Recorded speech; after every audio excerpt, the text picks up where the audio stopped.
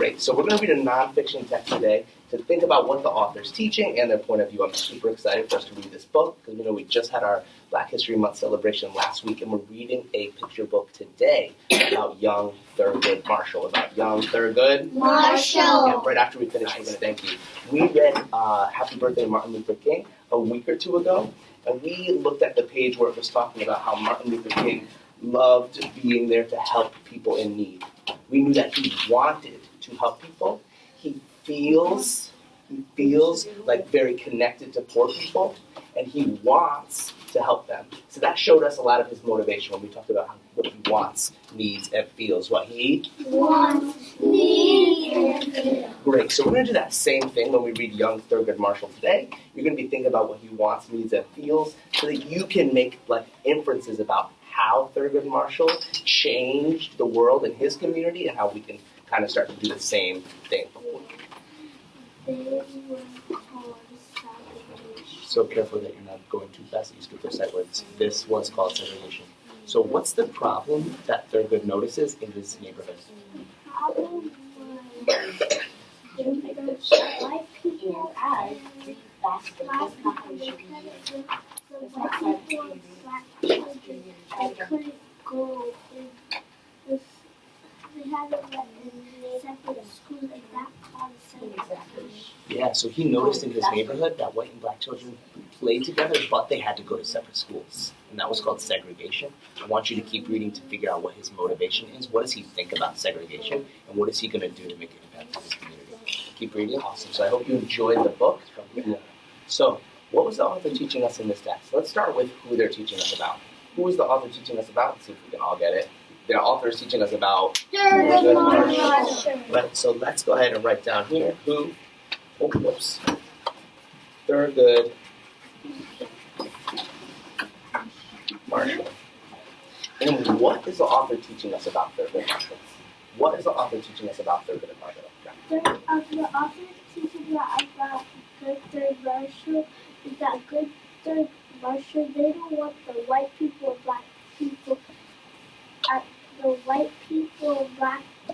to go to the same school, and that was called segregation.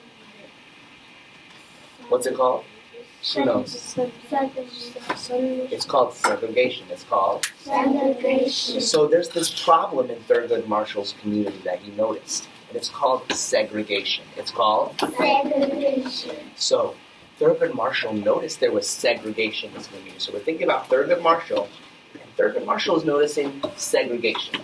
And then when we think about the why, I want you to tell me, what did Thurgood Marshall think about segregation? Why did he think that?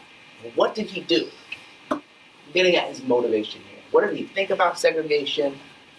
Why? And what did he do? Turn and talk. Yeah, if you didn't talk before, go first this time.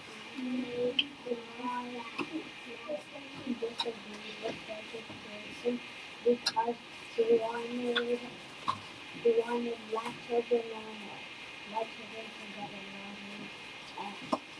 along and go to the same school. So he wanted people to get along and to be equal. And to be equal. So he disagreed with segregation. He wanted people to be equal. And let's see what happened when he had this problem with segregation in his community and he disagreed. Let's see what happened. Thurgood's battle took a long time. Finally, in 1954, the Supreme Court voted that school segregation was against the law. They voted that it was against the law. So again, in this time, 1954, no one could force black and white children to attend separate schools. So he was fighting this battle, talking about the law and how the law says people should be treated equally, but he noticed that there was this problem with segregation in his community. He disagreed with it. He wanted people to be equal, and he argued that point of view all the way up to the Supreme Court until they changed the law.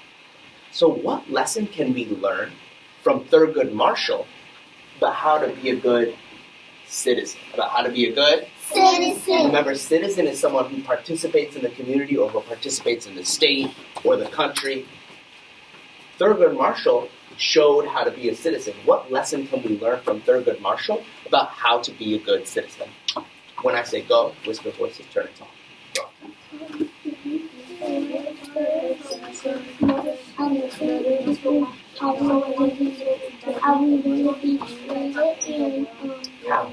How can you change stuff in the world as a citizen?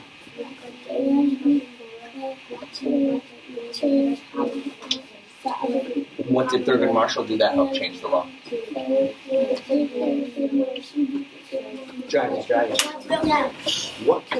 What lesson can we learn from Thurgood Marshall about how to be a good citizen in our community? 4 minutes. 5 minutes. Good citizen. Go.